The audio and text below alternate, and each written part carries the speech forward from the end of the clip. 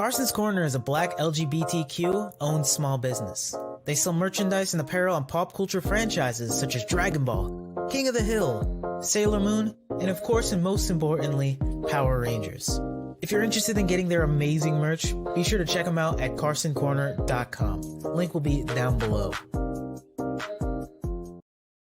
Ultraman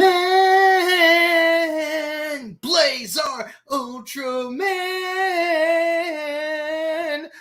played by Johnny Young Bosch. Yeah.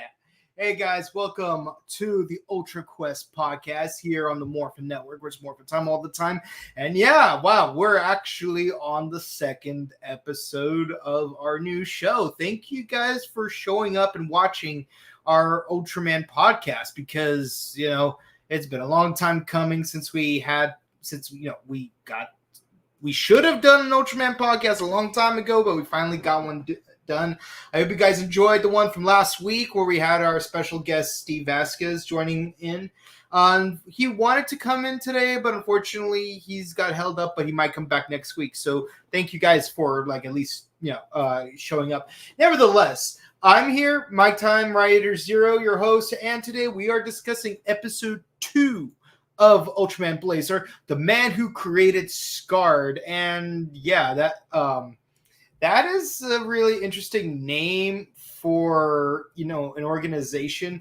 Honestly, I like Guts better, if I'm going to be honest. I'm going to be real honest with you.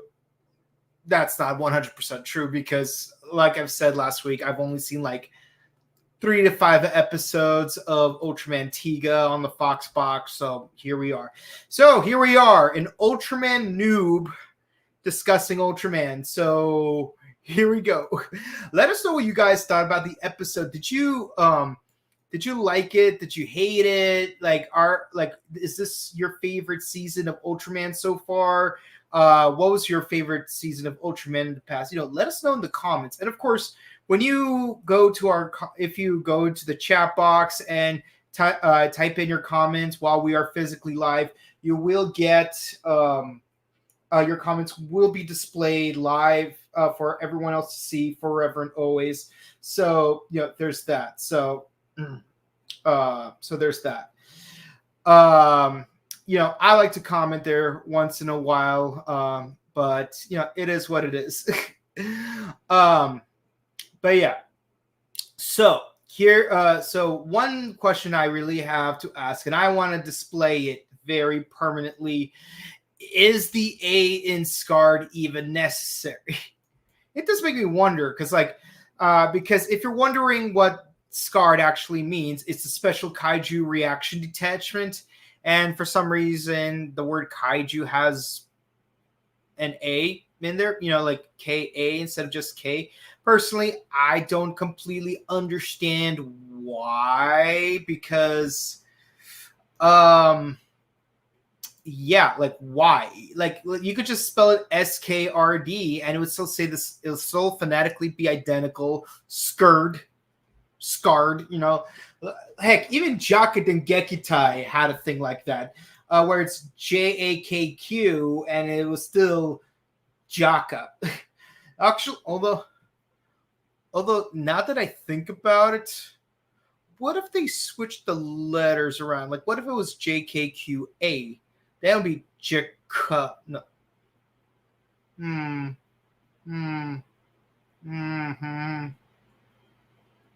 Now I'm curious. Could we have spelled Jaka in a way that was different and it would still work? I'm curious.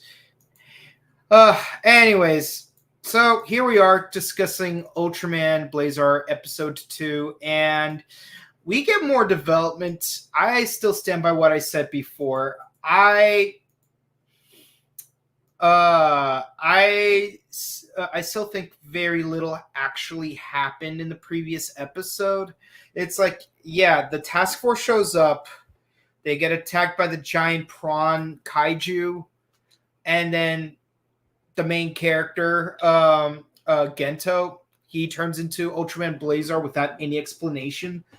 And yeah, they just have one fight, and that's it. That's the end of the episode. Here we actually get more stuff happening, as I genuinely hope it would. Give me a second. And we are introduced to more of the characters, because in the past we knew of Captain Gento, but we don't know too much about his background or his personality for that matter, other than the fact that he would go gung-ho, leap into the face of danger to save his allies. But, that's pretty much every main protagonist. Heck, this could be like a different version of Captain Mitchell back when he was a firefighter. But there is some interesting stuff to discuss in this episode, so thankful, that's the thing. The first thing is the Supreme Commander, who looks very shady to me. And he sets up a new task force, which is SKaRD, the special kaiju, the special kaiju reaction detachment. Don't you find it interesting how it's called the reaction detachment and not the preemptive action detachment? The SKaRD. Yeah, SKaRD. That would make more sense. Or just SKaRD. If you're gonna get rid of the A. Yeah. And of course, he assembles a task force, and some of the members are people that Gento already knows. So it's like, oh, we wouldn't have it any other way. But it's like, we shouldn't over rely on Ultraman. And I'm curious. It's like, it really seems to me like the commander has some kind of beef with Ultraman to some kind of capacity. Because in the previous episode, Ultraman have been discussed like they're a fairy tale. Like, oh, it's like a dugong. Like it's like crazy sailors out in space happen to spot one when they go insane. But Ultraman already exist. So what's going on here?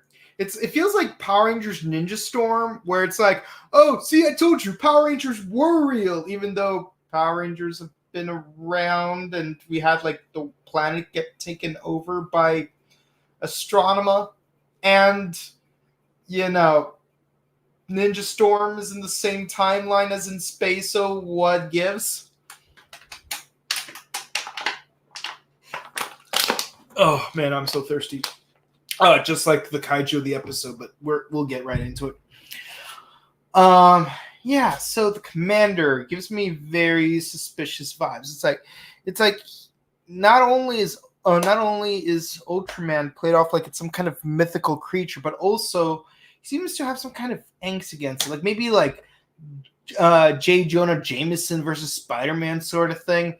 Now, let me be perfectly clear. I know the show is 11 episodes in, and I'm only on the second episode, and I'm watching it as I go. But I am very curious as to, like, what's going on. Like, I feel like maybe if I watch more episodes, maybe there might be a revelation. Like, you guys could, like, say in the comments, oh, you called it, you were right, he is going against Ultraman, or no, you're wrong, he's just overly cautious. Like, did you even watch episodes 3 through 11? And the answer is no, I did not watch episodes 3 through 11. Yet. I will. Just not yet. Right now I'm focused on episode 2, which I just watched this week. Again, like we're a little bit behind compared to the actual show. But, Ultraman is typically only 26 episodes, so we're going to catch up sooner or later. But the good thing about the Morphin Network is that we're gonna have a lot more content coming in. Like, not only do we have Kamen Rider Gotchard and King Odra, but now we have Ultraman Blazar, and we're gonna get back to Kamen Rider Amazons concurrently, and we are going to do Cosmic Fury, which comes out this week. So keep an eye out for that. Cosmic Fury coming out this week. I think it's the 29th, if I remember correctly. Yeah, so that gives us 24 hours. No, actually 36 hours to watch the first episode of Cosmic Fury, make a thumbnail, advertise it, and then, just discuss it for you guys. Anywho. But yeah, Blazar. Back to Blazar. We will we will get caught up with this. Oh, and also on the Buttery Show, we're gonna do more movie reviews sooner or later. But right now, Blazar, Ultraman Blazar. Let's get right into it. So we get to learn a little bit about some of the team members. So first we got the girl from the previous episode who pointed out the mistake from earlier. Yeah, you're not supposed to aim for the stomach. You're not supposed to aim for the stomach. You're supposed to aim for the nose. Good thing I was there or you'd be dead. Yep. That's kind of true. Yep. That is very much true. Yes, indeedy. It wasn't really explained in the previous. Well, actually, Steve explained it in the previous episode in our discussion, but that's because he did watch ahead, so I wouldn't be surprised if he knew it through that means. But as far as the TV show goes, nope, they did not. They did not even go into it. Good thing they explained it in this episode. Again, what a cop out a little bit. It's like, oh, how do we not know this already?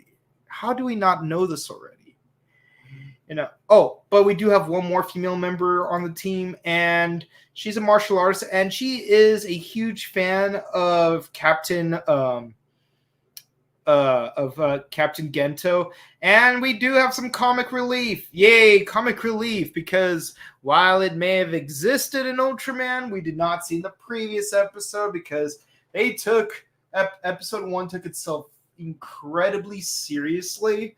So it's like, I know the big three usually like to balance out. It's like action, comedy, and drama, but there wasn't very much comedy in the previous episode, so I wasn't quite sure what tone to take the season with.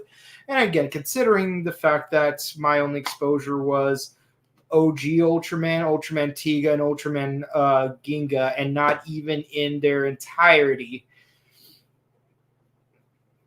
I'm going in with a fresh face. I'm watching Ultraman Blazar, trying to watch it in the perspective of someone who's never seen Ultraman. Like we're not just talking like, I've seen I mean, like, even though I have seen episodes of Tiga, I'm gonna pretend like I've never seen Tiga. Even though I've seen episodes of the original Ultraman, I'm gonna act like I've never seen Ultraman. Basically, it's like, how would a person who's never seen Ultraman in their entire life react to like the show as they go along? Like, that's the kind of mindset I'm going with, because like, even if you partially started before, you gotta start somewhere. And I mean, think of it like this.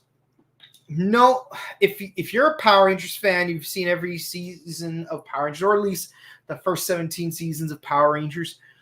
You're not going into if you go to Super Sentai for the first time after watching Power Rangers, you're not going in completely blind, because you will have at least seen one episode of Super Sentai. And I don't mean Sentai stock footage where it's like, oh, you got American actors and you got Japanese costumes. No, I mean, you've literally seen at least one episode of Japanese Super Sentai, and that is Aba Ranger episode 10 in episode 19 of Dino Thunder, Lost and Found Translation. Or is it? No, Found and Lost in Translation. Actually, that's a great title. I'm not going to lie, though. Disney seasons had amazing titles for the most part. Anyways, yeah, so it's like you at least have some semblance of a Sentai episode, even though it's not all the time. Because let's be honest, Aba Ranger was more of a comedic season. There were very outrageous things going on. Like, you got monsters based on a combination of an animal, a plant, and a machine, i.e. Chromid Sniper, Bear Mushroom. Mushrooms are not plants, so that did not make sense. But Bear Mushroom ATM monster, still not a plant though. It's an animal fungus machine, not an animal plant machine. But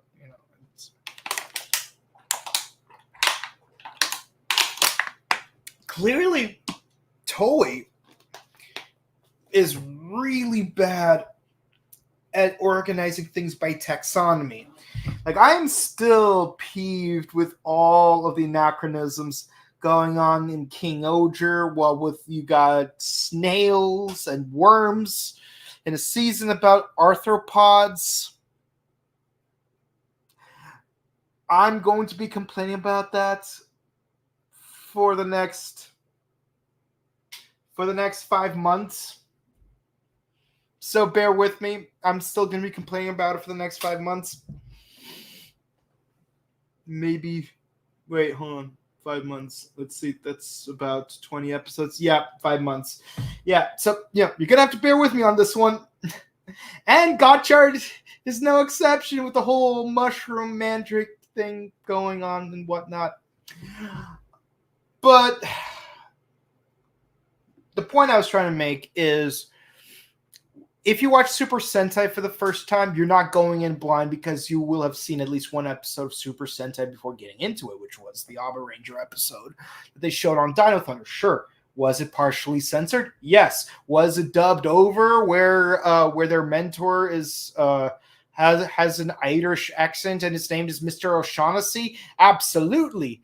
Yes. And I love the fact that that the Black Ranger's name is Mikey in the English. But yeah, no, it was fun. But with Ultraman, I'm going in completely blind, because there's no American source material for me to be vicariously pulled into. Because like, the closest we've had to an American, the closest two things we had to American Ultraman was 4S, which we discussed in the last episode. But the thing is, we're not discussing Gridman. We're discussing Ultraman. Well, if I ever, did a discussion on 4S Gridman, the anime, it's like, yeah, I wouldn't be going completely blind, because I actually did watch Gridman, and I did watch Superhuman Samurai Cyber Squad. But again, like, I'm going into Blazar pretending like I've never seen Tiga on Foxbox, or the fact that I don't have the original Ultraman on DVD, which I do, by the way. I do have it on DVD. I just choose to pretend like I don't. Because like, I want to have that fresh take. I want to see what it's like being a first-time viewer. Because maybe with that kind of fresh take, maybe I can enjoy Ultraman more, because, being really honest, it's like, because as we discussed in the previous episode, there's a whole spectrum of tokusatsu where it's like on one end you got Kamen Rider, where it's completely on the ground, and then on the other end you have you have Ultraman, where it's like completely based on kaiju battle, and then in the middle you have Super Sentai, where it's a little bit of both. So yeah, like, I'm more on the Kamen Rider end of the spectrum, where I gravitate more to ground fights as opposed to kaiju fights. So Ultraman has never been an easy series for me to get into, but like, now I'm actually forcing my feet into the water. So speaking of getting our feet into the water, yes, the kaiju of the day is a giant eel monster thing, and it's like, we're 2 for 2 in really good monster designs. But I'm also wondering, are all the monsters this season going to be based on aquatic animals? And with that thought in mind, is there a theme to past kaiju in Ultraman? Like, for example, in Ultraman Red and Blue, do the monsters have like a certain theme? In Deckard, like, do they have like a specific theme? In Gage, do they have a specific theme? Like, I know in Super Sentai, monsters always have a specific theme. Like, for example, in Abba Ranger, because that was the Sentai we just discussed. In Abba Ranger, we had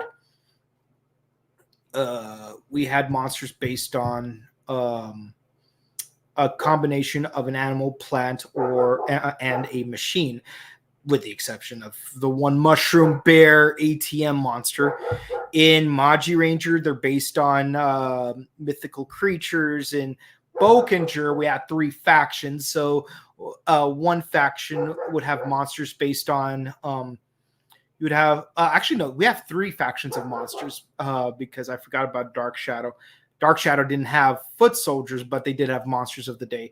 So Dark Shadow had monsters based on inanimate objects, and usually it's a combination of an old object and a new object. Like, for example, my favorite monster, which is the Junk Monster, like he was supposed to be an old paper fan with a modern air conditioner, but because a bunch of other junk got in the way, because Shizuka was doing spring cleaning, or is it summer cleaning? Like things got cluttered in, so now there's like bowling pins, a pot, a bunch of other random stuff. While there's like another monster where it's like an old abacus with a new computer, just to give an example.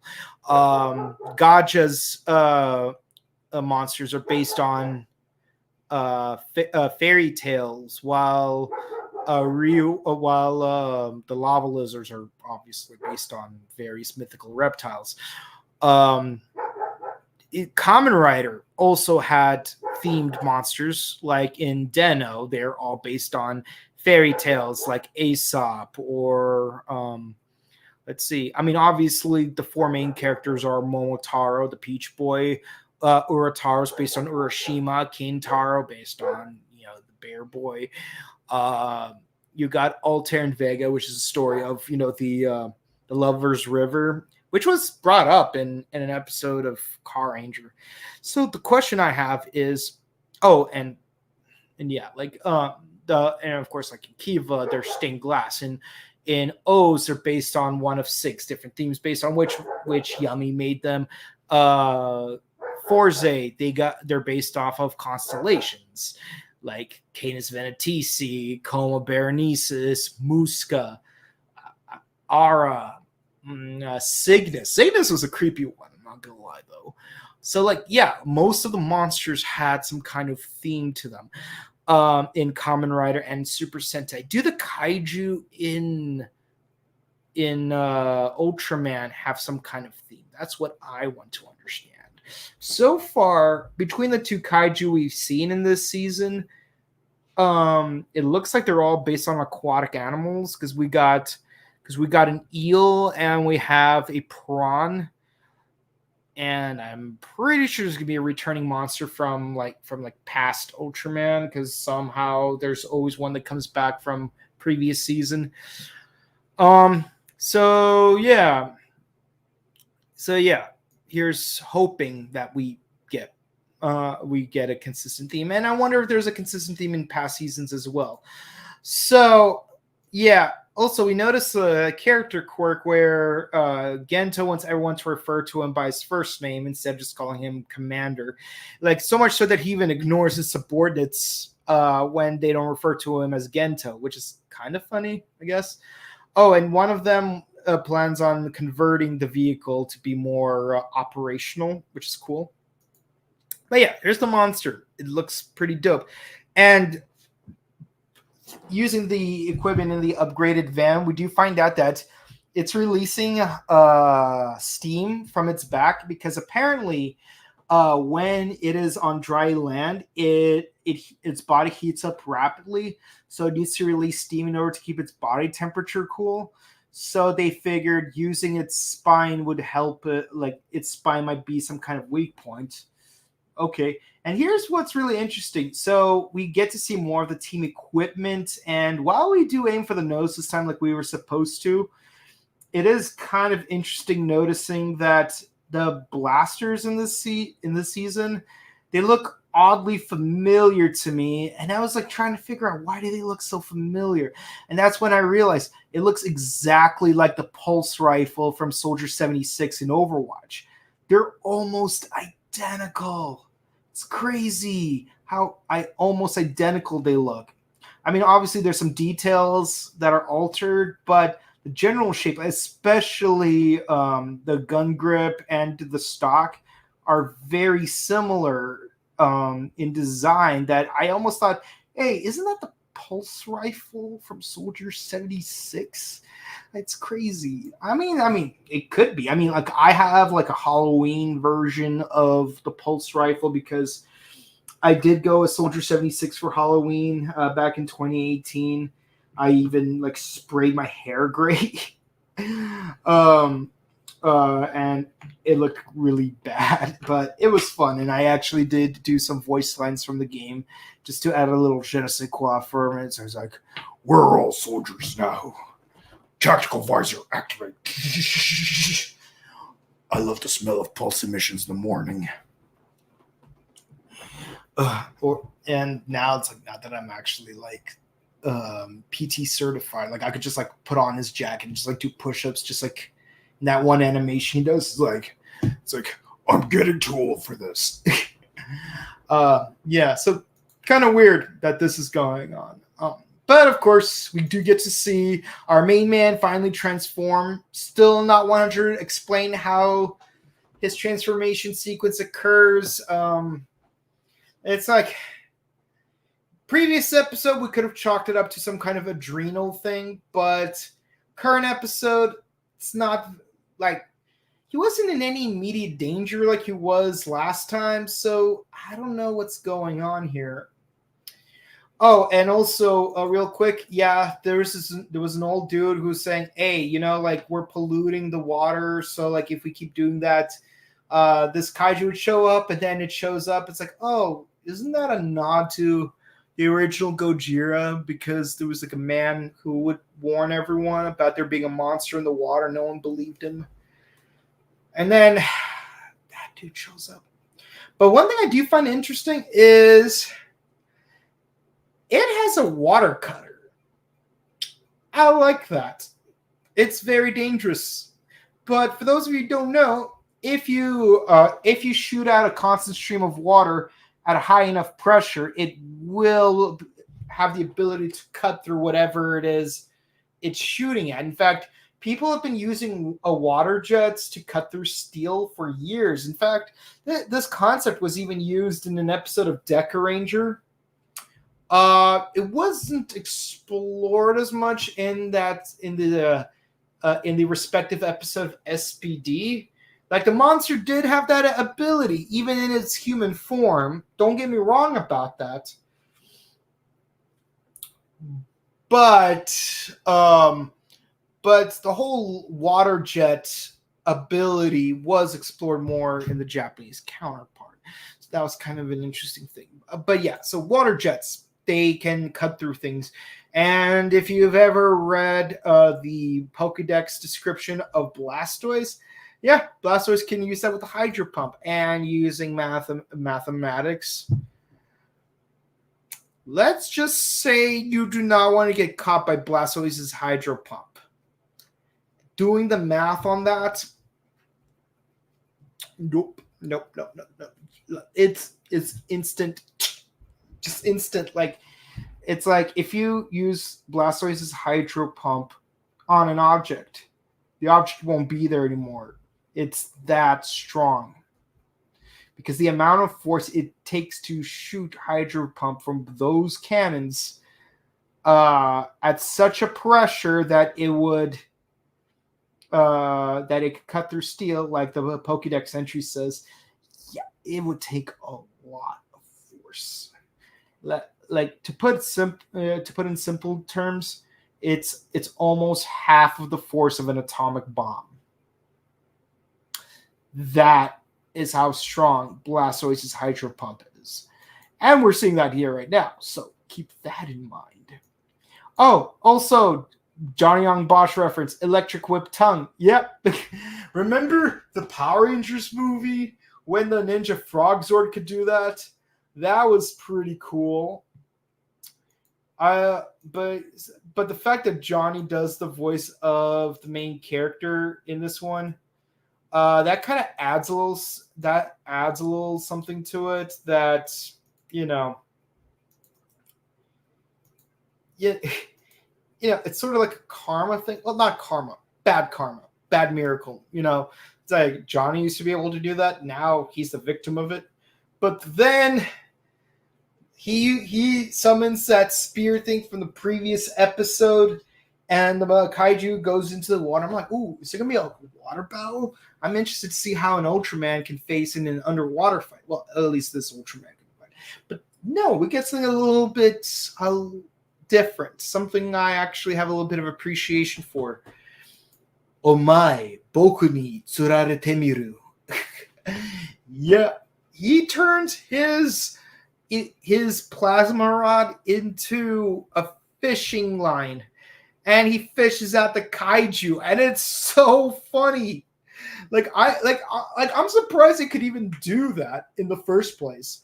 But to see it actually happen, this is hilarious. I'm not gonna lie. I never thought I'd enjoy an Ultraman kaiju fight this much, and yet here we are. And of course, and then once it's out of the water, he turns it back into a spear, and he skewers it. And I'm not gonna lie, it looks like it's being fried in a manner similar to that of a grilled eel. And let me tell you, grilled eels are a popular delicacy in Japan. Like you would have eel on a skewer and you would grill it. That's what it kind of reminded me of. Although sometimes they actually do fry the eel. I imagine grilled eel would taste better though, but that's just me. But we took out the monster, and of course everyone sees the Ultraman. It's like this time there's no hiding the fact that it exists. Everyone sees in broad daylight, and then it just flies off like last time, and Gento shows up out of nowhere. So again, it's not really explained how Blazar works exactly. It's not very clear how it works, and that kind of bothers me a little bit because I do want to understand it better. But one of the members does say, "Hey, sorry it took so long. I hope you like the mods I made on the van, but I've been working on another project that's almost done." And then we get it. We get to see Earth Garen, which is a monster. Well, it's a mecha that is just used to what's it called? That they're going to use in the next episode. And this is where we get something very interesting because we get our next set of orders. The commander says, "I want it to be used in the next kaiju battle, and your mission is to destroy the kaiju before Ultraman does." And this is where I continue to feel suspicious of this guy. Like, what's going on? Something about this just does not make sense to me. Like, why? Like, why are you so against Ultraman? At least it seems that way. It's like, I know it's a circumstantial alliance. It's like, oh, he helped us out, but how do we know that he's our ally? That much is true. But at the same time, gift horse in the mouth, J. Jonah Jameson, Spider-Man, something's going on. But the thing is, the way he says it, it's not just like, oh, I'm concerned about the safety of humanity. No, there's something eerie going on with the way he says it. It's like he's actively against Ultraman. Not like uneasy towards Ultraman, but like he's actively against Ultraman, which makes me wonder. Are we going to have a sequence where Earth Garen is going to go up against... By the way, the reason why I call it Garen and not Garon, which I thought would be the pronunciation, is because that's the pronunciation in English dub, which is the way I'm watching it, because Johnny does the voice. It's like, what do you expect of me from that? But no, I assumed it would be pronounced Garon. But then again, we got Kamen Rider Forze, Kamen Rider Gaim, Kamen Rider Go. It's like we got weird names for Kamen Riders before where they were pronounced weird. Heck, Kamen Rider Gaim's name would have made more sense if it was pronounced game. Like, because everything's supposed to be a game for them. Anyways. But yeah, that's the episode.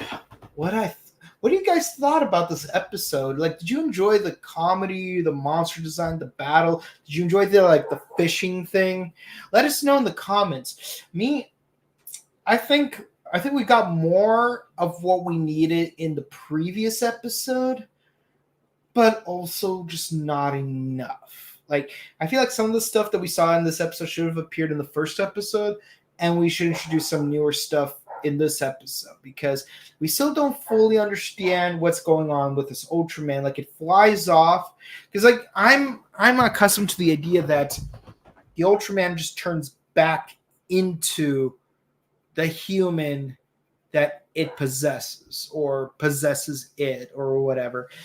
So it's kind of weird. Like, are Blazar and Gento two different people? Like, and what I mean by that is, like, are they still like separate entities even when they're combined, is what I'm saying. Like, does Gento have a complete understanding of what's going on while he's inside Blazar? And also, like, the gimmick toy, the Blazar stones, it's like we still don't know exactly what they do. I mean, obviously he has the one that he inserts to transform. What do the other Blazar stones do? Like, that's what I want to know. And obviously with the show having 11 episodes as of the time of this recording, yeah, like we are gonna some of you guys might already know. Me, I don't know yet because I'm only on the second episode, but let us know. I mean, like, I'm curious what they are. You don't have to spoil it, but you know what I mean.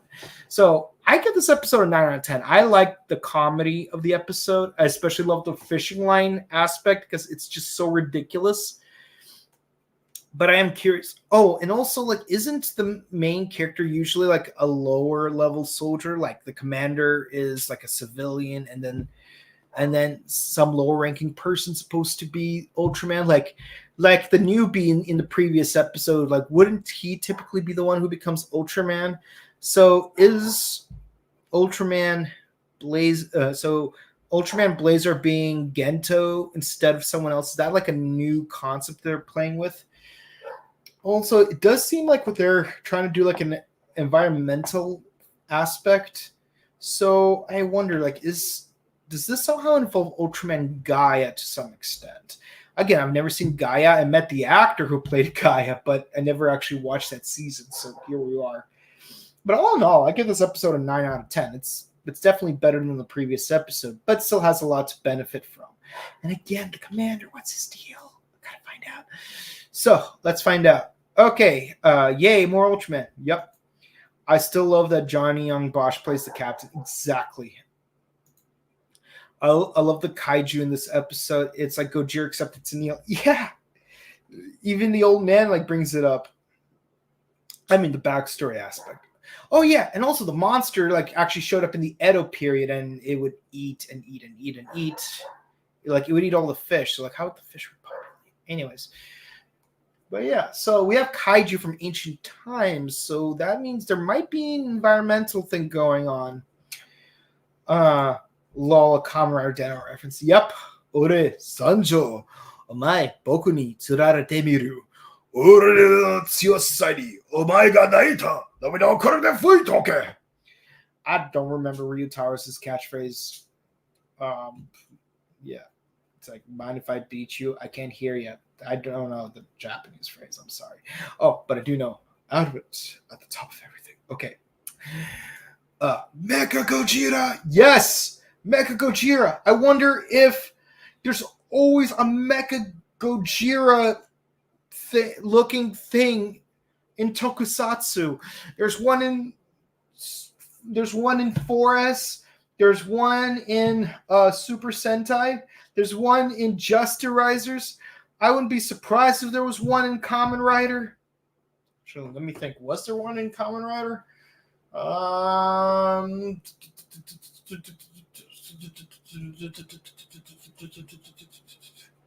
Not to my memory. No. Look, I'm mentally like thinking through it right now. Okay, not in Blade, not in Hibiki, not in Kabuto, not in Deno, not in Kiva. Let's see, not in Decade, not in W, not in O's, not in Force. Although Force did have the Power Dizer, but no, it's not. It had no dinosaur-like features. Wizard, no. Gaim, no. Drive, absolutely not. Wizard, no, Ghost had an iguana. Xade, definitely not. Build, no. Geo, no. Man, it looks, no, I guess no. There's no Mechagodzilla and Kamen Rider. So, Kamen Rider, make your own Mecha Gojira design, I guess. The boss is shady, no cap. Yeah, he does feel shady. 9 out of 10, absolutely. So, thank you guys so much for watching. That's it for the comments. Thank you guys so much for watching the UltraQuest podcast here on the Morphin Network. If you enjoy watching this episode, please be sure to comment, like, and subscribe to us on YouTube, Facebook, Twitter, Instagram, and ding the bell icon to stay notified for our latest videos. Tomorrow, we're doing Kamen Rider God Chart episode 4, and on Friday and on Thursday, we're doing Osama Sentai King Oger episode 30. Both of those are going to be at 7:30, 10:30 Pacific and Eastern time, respectively. So see you guys for that. Also, this Saturday at 2 p.m. Pacific Standard Time, we are going to be doing Power Rangers Cosmic Fury episode 1. Yes, just episode 1. We're only doing the first episode. We're not doing the whole season.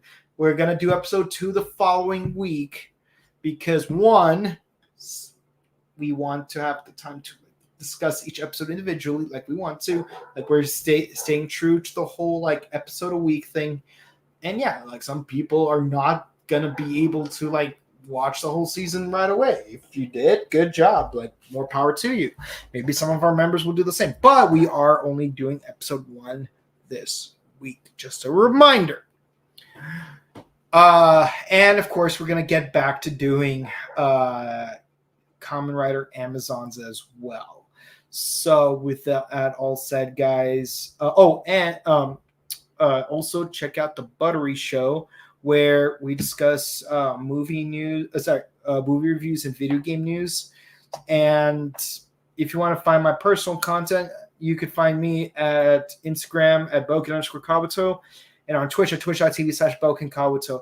And with all that said, guys, if you're celebrating Yom Kippur, I hope you've had an easy fast. I hope you have a hearty end of fasting dinner. And for everyone else out there, stay safe, stay hydrated, update your emergency kits, wear weather-appropriate attire, and coming soon, Halloween season. Aren't you excited? In any case, see you guys tomorrow. Bye.